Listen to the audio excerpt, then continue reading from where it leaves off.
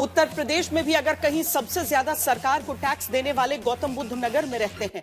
नोएडा में रहकर अगर आप इस बात पर इतराते हैं कि देश की राजधानी से सटा ये वो जिला है जिसे उत्तर प्रदेश में निवेश के लिए सबसे ज्यादा प्रचारित किया जाता है, आज तक देखते हुए सवाल करिए, क्योंकि नोएडा में रात के अंधेरे में सरकारी कातिल लापरवाही कब किसी के बेटे की जान ले लेगी कोई नहीं जानता। शुक्रवार रात की खबर है, नोएडा के सबसे पॉश इलाके में से एक सेक्टर 150 में युवराज नाम का युवा इंजीनियर इसलिए मार दिया जाता है क्योंकि 9,000 करोड़ के बजट वाली नोएडा अथॉरिटी के अफसर जनता को मारने का जाल बिछाकर जैसे बैठे रहते हैं।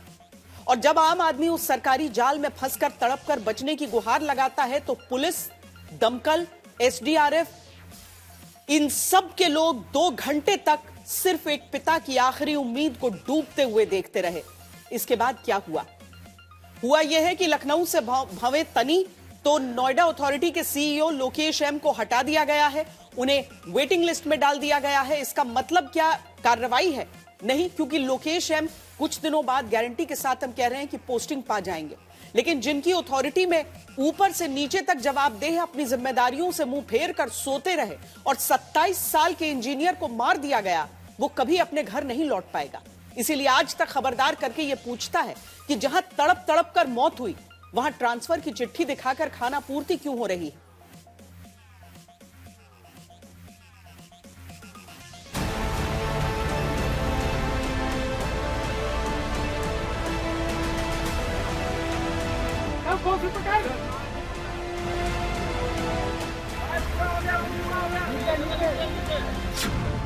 $8,732 करोड़ रुपए के बजट वाली नोएडा अथॉरिटी की वजह से 27 साल के एक इंजीनियर की डूबकर मौत हो जाती है। देश परेशान होता है। इस हादसे के लिए 3 अधिकारी जिम्मेदार हैं। इन अफसरों की तस्वीर हम आपको इसलिए दिखा रहे हैं क्योंकि ये अफसर जाने कि उनकी लापरवाही की वजह से एक परिवार का चिराग ही नहीं बुझा है। लाखों लोग जो नोएडा में रहते हैं वो चिंतित हो चुके हैं। नोएडा की तकदीर का फैसला करने वाले जाने कि एक नौजवान को बचाने में जिस तरह नोएडा पुलिस, फायर ब्रिगेड और एसडीआरएफ नाकाम रही, उससे करोड़ों का फ्लैट खरीदने वालों को भी अपनी जान जोखिम में लगती है। वो बहादुर नौजवान खौफ में जी रहा है जिसने जान जोखिम में डालकर युवराज को बचाने की ईमानदारी से कोशिश की। कोई तैरने के लिए जाता, उसमें तैर कर उसको मदद करता तो मेरे बेटे की जान बच सकती थी। क्यों नहीं गए थे, क्यों नहीं जा रहे थे? बोला थे नीचे बहुत सरिया है, जान जोखिम में हम लोग नहीं डाल सकते। हम पूछे कोई स्विमर है आपके पास टीम में या, तो बोला नहीं। तब मुझे बस ये लगता है कि भगवान ने कहा कोई अगर मेरा अपना होता तो मेरी क्या हालत हो रही होती। It's as simple as that and I don't care कि मैं कहाँ रह रही हूँ। इस देश में अगर हम रह रहे हैं, हमें हर जगह पे सेफ्टी होनी चाहिए। एंड अब ये सुन करके कि सेफ्टी रेस्क्यू ऑपरेशन के लिए आए एंड उसके बाद भी रेस्क्यू नहीं हो पाया, आई एम तो मोर स्कैर्ड नाउ। 3 दिन से मैं चर्चा में हूँ। मैं तुम्हें थोड़ी सी हिंट दे सकता हूँ कि मेरे जान को भी खतरा हो सकता है। जो हजारों करोड़ का मालिक है वो आदमी सबूत छुपाने के लिए क्या नहीं कर सकता, बताएं आप। नोएडा में जिस जगह पर हादसा हुआ वहां अगर एक भी बैरिकेडिंग होती तो शायद एक पिता अपने इकलौते बेटे को ना खोते, लेकिन अपनी गलती छिपाने के लिए अब यहाँ एक नहीं 2 बैरिकेड लगा दिए गए। सड़क पर पानी का छिड़काव किया जा रहा है मानो यहाँ कुछ हुआ ही नहीं। लेकिन शुक्रवार को यहाँ जो कुछ हुआ उसने नोएडा अथॉरिटी की नाकामी, आपराधिक लापरवाही सामने ला दी। 79 अफसरों, कर्मचारियों का चेहरा बेनकाब कर दिया जो इंसान कहलाने तक के लायक नहीं। 3 विभाग, नोएडा पुलिस, फायर डिपार्टमेंट की टीम, एसडीआरएफ की टीम के लगभग 80 कर्मचारी इस जगह पर मौजूद थे।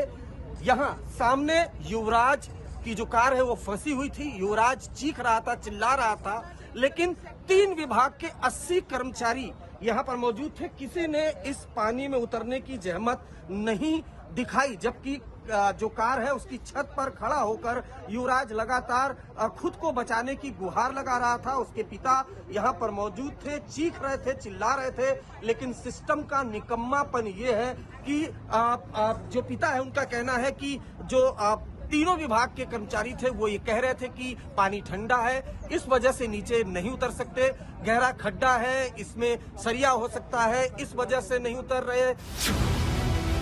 नोएडा में 27 साल का इंजीनियर बच सकता था। परिवार और चश्मदीदों का दावा है कि मौके पर मौजूद पुलिस, फायर ब्रिगेड और एसडीआरएफ के 80 लोगों में से किसी ने भी पानी में उतरने की हिम्मत नहीं दिखाई।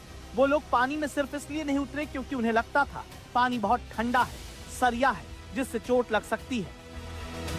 तो फिर उसने अपना मोबाइल टॉर्च ऑन कर लिया और तब वहां से देखा एक हल्का सा लाइट वहां पर नजर आ रहा था। बोले बेटा बैठना मत। तो नहीं, मैं बैठा हुआ नहीं हूँ, बैलेंस बिगड़ रहा था, हम लेटे हुए हैं। तो गाड़ी की छत पर वो गाड़ी से निकल कर बाहर आया और हिम्मत करके छत पर लेट गया था और वहां से हेल्प हेल्प चिल्ला रहा था ताकि कोई राह चला भी कोई आदमी उसको हेल्प कर सके। क्या तर्क दे रहे थे, क्यों अंदर नहीं गए वो देखने के लिए युवराज को? बोले कि इसमें बहुत गहरा है, जगह जगह सरिया है, वो उसमें हम नहीं जा सकते, वहाँ पर डैमेज हो सकता है। मैं जब आया मैंने आके देखा यहाँ पर फायर ब्रिगेड वाले जो हैं वो उनके पास 3x6 की नाव थी, सेफ्टी जैकेट भी थी, 100 मीटर का रस्सा भी था, वो फिर भी अंदर नहीं गई। मैं बोला, वो कह रहे थे कि इसमें सरिया है, कुछ लोग बता रहे हैं कि इसमें सरिया है, उसमें अड़क जाएंगे, फंस जाएंगे। अब हम आपको शुक्रवार और शनिवार की आधी रात का एक वीडियो दिखाते हैं जिससे साबित हो जाएगा कि युवराज मरा नहीं, उसे सरकारी अफसरों की लापरवाह संवेदनहीनता ने मार डाला है। क्या कोशिश तो कर झाड़ियों में फंस रहा ना आदमी, पैर ही नहीं चल रहा। क्या कह रहा है क्या बेटा? ज्यादा बहुत गहरा पानी, पैर भी ना आ रहे और इसलिए पीछे स्लो कर रहा है मुझे। अच्छा आगे नहीं जाने दे रही जैकेट, रस्सी फेंको जरा, यहाँ तो फेंको, कोशिश करो, नहीं से जाएगी जैकेट। बेटा रुक जाओ, एक गाड़ी और मैंने मंगाई है, शांत रहना, उसी जगह पे रहना। इस वीडियो में फायर ब्रिगेड के कर्मचारी दिखते हैं। वो अफसर दिख रहे हैं जिनका काम है लोगों को बचाना। इनके पास खुद की जान बचाने के लिए जरूरी लाइफ जैकेट थी, फिर भी इन्होंने अपना काम नहीं किया।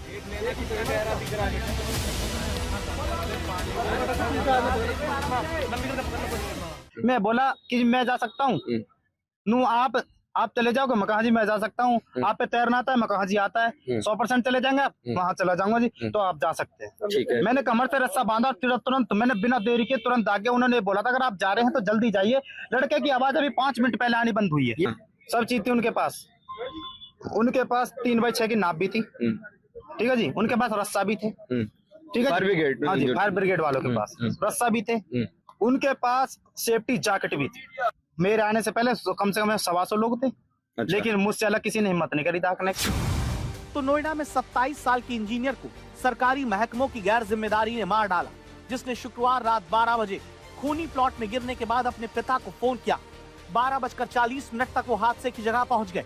इसके 22 मिनट में पुलिस पहुंची, फिर काफी देर बाद फायर ब्रिगेड की टीम आई। सुबह 4 बजे एसडीआरएफ की टीम आई, जिसने 1-2 घंटे तैयार होने में लगाया। तब तक युवराज डूब गया। सुबह 6 बजे युवराज के शव को निकाला जा सका। मतलब नोएडा अथॉरिटी की वजह से एक नौजवान खूनी प्लॉट में गिरा। पुलिस, फायर ब्रिगेड और एसडीआरएफ की टीम उसे डूबते हुए देखती रही। अब जो पिता है उनका आरोप है कि रेस्क्यू ऑपरेशन वक्त पर नहीं हुआ और जिस वजह से उनके बेटे की जान चली गई। तकरीबन 4.5 घंटे बाद युवराज की लाश इस गड्ढे से निकाली गई। तो सीधे सीधे सिस्टम की नाकामी वो इस पूरे मामले में सामने आ रही है। अब चूंकि ये हादसा हो गया, उसके बाद अगर देखिए तो इस तरह से नोएडा अथॉरिटी ने यहाँ पर बैरिकेटिंग की है। अगर ये पहले बैरिकेटिंग की जाती तो शायद युवराज की जान बच सकती थी। तो इस मामले में जिम्मेदार नोएडा अथॉरिटी भी है, फायर डिपार्टमेंट की टीम भी है, नोएडा पुलिस भी है, उसके अलावा एसडीआरएफ की टीम है। और सोचिए दिल्ली से सटे नोएडा में अगर कोई आपदा आ जाती है तो क्या हाल होगा। क्यों नहीं नोएडा अथॉरिटी से लेकर पुलिस, दमकल के उन अधिकारियों कर्मचारियों के खिलाफ एफआईआर दर्ज करके गिरफ्तारी होती है जो अगर अपना कर्तव्य निभा लेते तो एक पिता के सामने रात के अंधेरे में जान बचाने की गुहार करता बेटा डूबकर नहीं मरता। रूह कांप जाती है ये सोचकर कि पिता हाथ जोड़ते रहे, पुलिस, दमकल, एसडीआरएफ वालों से कहते रहे मेरे बेटे को बचा लो। शुक्रवार की रात सरकारी व्यवस्था कातिल बन गई, तमाशा देखा गया और अब कहा जा रहा है कि नोएडा अथॉरिटी के सीईओ को प्रतीक्षा रद्द कर दिया गया है।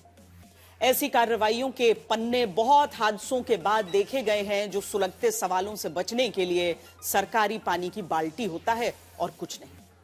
आज उत्तर प्रदेश का एक एक नागरिक पूछ रहा है कि नोएडा के आपराधिक लापरवाही करने वाले अधिकारियों की गिरफ्तारी कब होगी, क्योंकि इस बार नजीर देने वाला एक्शन नहीं हुआ। तो बहुत दुख के साथ यह कहना पड़ रहा है कि आज युवराज की जान गई है, कल कोई और बेटा बेटी होगा।